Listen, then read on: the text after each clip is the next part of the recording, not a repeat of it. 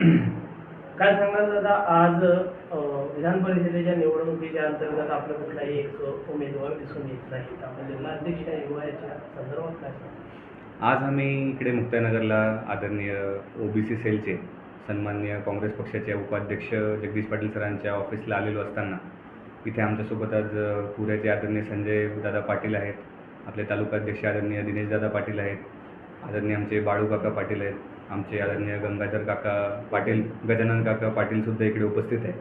आणि आपण जो विधान परिषदेसंदर्भात प्रश्न विचारलेला आहे त्या प्रश्नाबद्दल मी आपलं उत्तर असं देऊ इच्छितो की महाविकास आघाडी जी आहे ती सक्षमपणे महायुती विरोधात लढून राहिली आहे, भाजप विरोधात लढून राहिलेली आहे. आणि आमचे उबाठाचे उमेदवार जे आहे त्यांना काँग्रेस पक्षाने पूर्णपणे पाठिंबा दिलेला आहे, सकारात्मक पाठिंबा दिलेला आहे.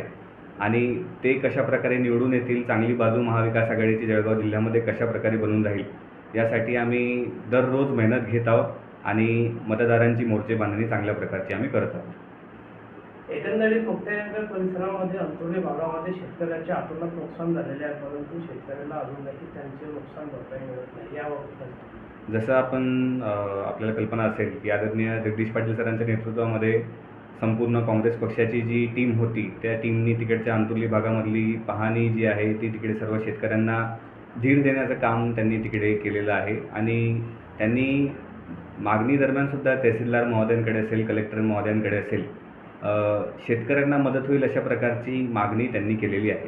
2 दिवसापूर्वीच आपण आपल्या जिल्ह्यातले मातब्बर नेते जे आहे ते सर्व मंत्रालयात आपल्याला पाहायला मिळाले. आणि त्यांनी एका प्रकारे प्रशासनासमोर 2 लाख रुपये प्रति हेक्टरचा मदतीचा प्रस्ताव त्यांनी ठेवला.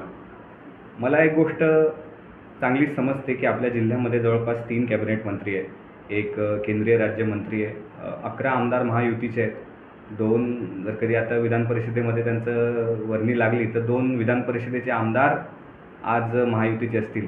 एवढा मोठा फौज फटाका असून यांना शासनासमोर जर कधी घुटणे टेकवून प्रस्ताव सादर करावा लागत असेल तर ती जिल्ह्यासाठी फार लज्जास्पद गोष्ट आहे.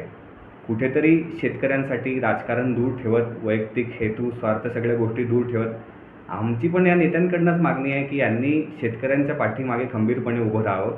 जनतेने तुम्हाला भरघोस मताने निवडून दिलेलं आहे, तो कल आम्ही सर्वांनी मोठ्या मनाने स्वीकारलासुद्धा आहे. आणि आता आमची हीच अपेक्षा आहे की शेतकऱ्यांना तुम्ही प्रामाणिकपणे मदत करावी. या कठीण काळामध्ये, या संकटाच्या काळामध्ये शेतकऱ्यांना प्रामाणिकपणे मदत करावी. प्रस्ताव देऊन चालणार नाही, मदतीची घोषणा झालीच पाहिजे.